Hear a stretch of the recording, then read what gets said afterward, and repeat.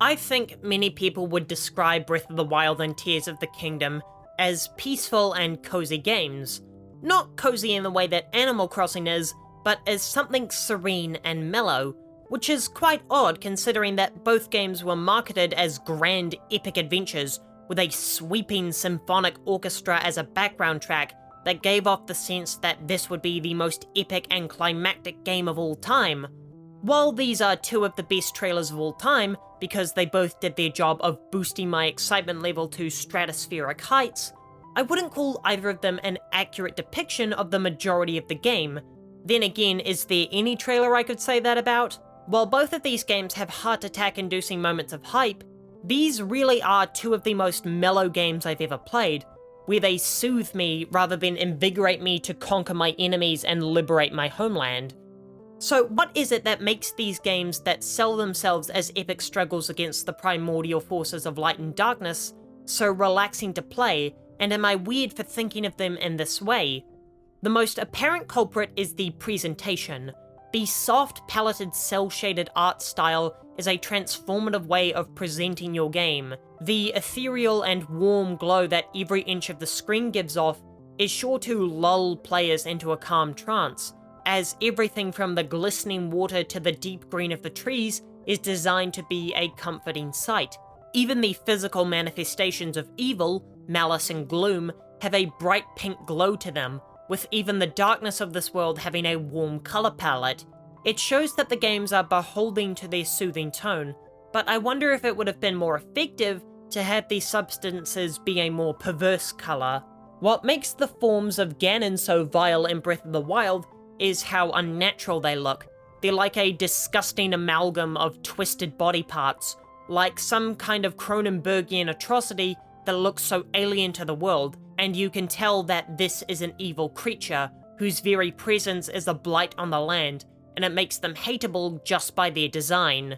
Sticking with the colour theming, Zelda's soft palette is used ingeniously to make each biome their own unique sense of calming, and I love how it feels so different from other open world games.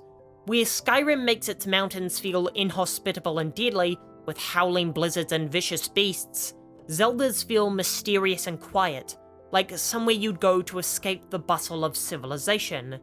Even somewhere as desolate as the desert feels oddly calming, where other games would portray a hostile place where danger lurked below the surface, Zelda gives us a sandy paradise where you can smoothly sail across the vast expanse.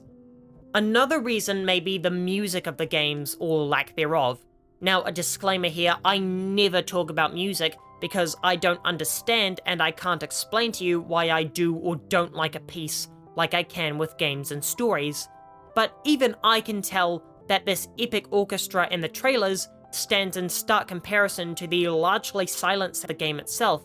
Even when a battle occurs, the theme is a weird ding that doesn't feel like an action or music, but more like, I literally can't explain what it feels like, it's just weird. But if the music, which is what primarily sets the tone of a scene, is quiet and undisruptive in everything except boss battles, then that surely helps create a silent and quiet atmosphere for the game to take place in. But enough about presentation. How is the game itself designed to be cozy? After all, you can present yourself however you like. At the end of the day, you're still battling monsters in a fantasy land. Except you're not. See, I don't think of open world games as action games necessarily, because that's not what you'll spend most of your time doing. It may be what you remember doing the most, but if you break down the total amount of time spent on an activity, then most open world games are walking sims where you travel from objective to objective. Notice that I didn't say exploration. See, most open worlds tell you where to go, and you travel from icon to icon, completing the objective at each one, and then you move on to the next one. That's not a bad thing, it can be really cathartic to complete those checklist games, and it's not like live service trash where you have to pay additional money to scratch that itch. But that is what separates Zelda from other open world games, and why it's the only one I'd consider cozy and relaxing. When I complete a location in Skyrim, I get a small rush of dopamine, and then I head off to the next one, endlessly chasing that high. When I find a Korok or shrine in Zelda, I get a sense of delight because I did something on my own, and when every single shrine in Korok involves some kind of puzzle, it doesn't feel like the busy work of other open worlds because I solved it myself. Through every step of the process, all I got was positive reinforcement about how I did this with no help, and the important thing is that I don't immediately get the sense of, well, that's done, but I'm nowhere near close because there's 900 more to do, because Zelda doesn't track the things I've discovered. Sure, you can leave a marker on shrines or use a guide if you're trying to get the last few and have no idea where they are because they're hidden in a cave somewhere, then absolutely use a guide. But the intended way to play Zelda games is to go out, follow a trail of collectibles, get distracted by another, forget about the first, and then 20 hours later, rediscover it and realize that you forgot you had already found it.